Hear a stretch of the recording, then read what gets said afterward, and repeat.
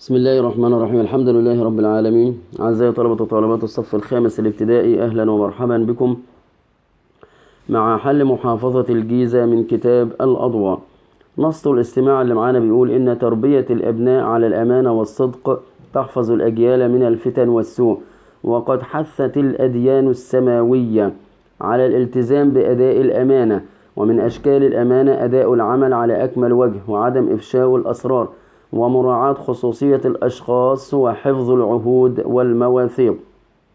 أولا، ما معنى كلمة حثت المعلمة؟ حثت شجعت ولا قدمت ولا وضحت؟ طبعا شجعت. حثت الأديان السماوية على الالتزام بالأمانة، بأداء الأمانة. الإجابة صحيحة.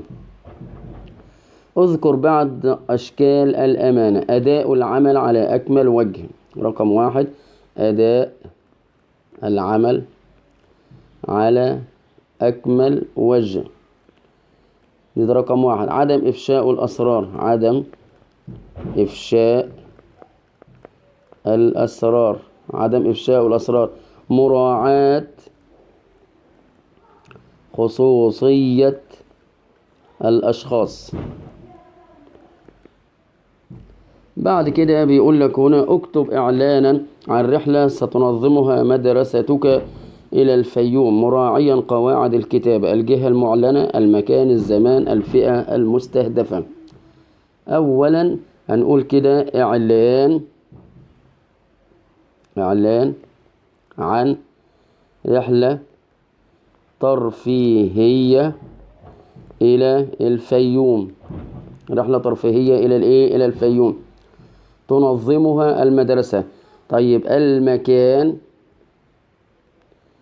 هنقول واحة الفيوم،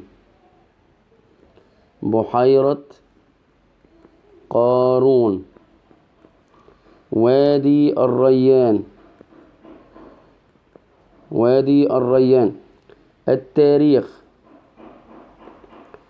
السبت الموافق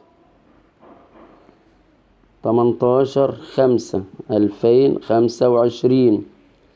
الفئة المستهدفة طلاب وطالبات المدرسة. التجمع والانطلاق الساعة 7 صباحا أمام المدرسة. العودة الساعة 7 مساء. بعد كده بيقول لك هنا: نظر عمر من النافذة فوجد الأطفال يلعبون بزجاجات المياه، فخطر على باله فكرة، فاجتمع بالأطفال وقال لهم: يمكن أن نستخدم تلك الزجاجات في شيء مفيد. وبدأ يقص الزجاجات إلى نصفين وعلقها على أبواب البيوت وصب فيها الماء. بعد قليل جاءت الطيور مسرعة لتشرب الماء، وهنا شكر الأطفال عمر قائلين: لقد أحسنت صنعا يا عمر، لن نلعب بالزجاجات مرة أخرى. تخير الإجابة الصحيحة. فخطر على باله، خطر على باله جاء ولا ذهب ولا أسرع؟ طبعا جاء على باله. مضاد مسرعة، عكس الإسراع البطء، بطيئا. وجد عمر الأطفال يلعبون بزجاجات المياه، نعم أهو، فوجد الأطفال يلعبون بزجاجات المياه. غضب الأطفال من عمر ولم يسمعوا كلامه، طبعا شكروا عمر. الإجابة خاطئة. ماذا تعلمت من الدرس السابق؟ الاستفادة، كيفية الاستفادة من الأشياء القديمة، إننا إزاي نستفاد بالزجاجات القديمة. الاستفادة من الأشياء القديمة وإعادة تدويرها واستخدامها في أشياء أخرى مفيدة، واستخدامها في أشياء أخرى مفيدة. النص المعلومات: كثيرا ما يتصف الإنسان بالأمانة لأنه يرد الأموال لأصحابها، ومن هؤلاء العامل في مصنعه والموظف في مؤسسته والقاضي في محكمته، وذلك لأنهم يملكون الأمانة العملية. فالعامل يكون أمينا عندما يهتم بجودة المنتج الذي يصنعه، وكذلك الموظف حين يسخر وقته لخدمة المواطنين، والقاضي عندما لا يتحزب لأحد المتخاصمين ولا يتعامى عن الأدلة والحقائق. وأنت أيضا أمين عندما تهتم بدراسته.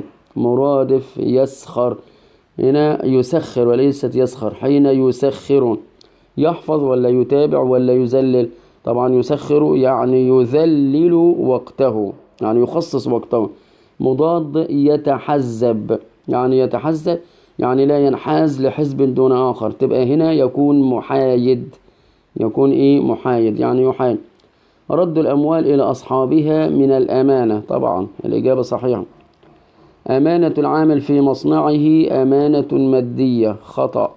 أمانة العامل يكون أمين عندما يهتم بجودة بجودة الذي يصنعه. متى يوصف القاضي بأنه أمين؟ عندما لا يتحزب لأحد المتخاصمين، عندما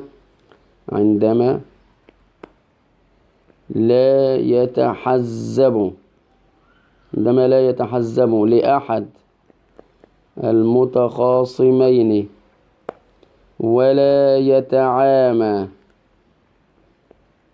يتعامى عن الأدلة والحقائق. بعد كده بقول لك بلادي هواها في لساني وفي دمي، يمجدها قلبي ويدعو لها فمي، ولا خير في من لا يحب بلاده ولا في حليف الحب إن لم يتيم. طبعا هنا الشاعر يذكر بلاده بكل خير، فهي دائما في لسانه وفي فكره وفي قلبه، ودائما ما يدعو لها. والإنسان الذي لا خير له في بلاده فإنه يكون أقل مرتبة من الحيوان. مضاد الحب، عكس الحب الكره. يتحدث البيتان السابقان عن حب الوطن، الإجابة صحيحة. يمجدها قلبي تعبير مجازي. القواعد النحوية بيقول لك القراءة غذاء العقل. القراءة مبتدأ مرفوع بالضمة الظاهرة، غذاء خبر، والعقل مضاف إليه. مضاف إليه مجرور بالكسرة. تكتب الطالبة الدرس. الطالبة تكتب فعل مضارع، والطالبة فاعل، والدرس مفعول به. يبقى الطالبة هنا فاعل مرفوع بالضمة الظاهرة. العاملان مجدان. كلمة العاملان خبر، خطأ. طبعا العاملان هنا مبتدأ مرفوع بالألف. الشباب عماد الدولة. كلمة الدولة مضاف إليه، الإجابة صحيحة. هذه هي البنت المتفوقة. اجعل الجملة السابقة اجمعها، هنقول هؤلاء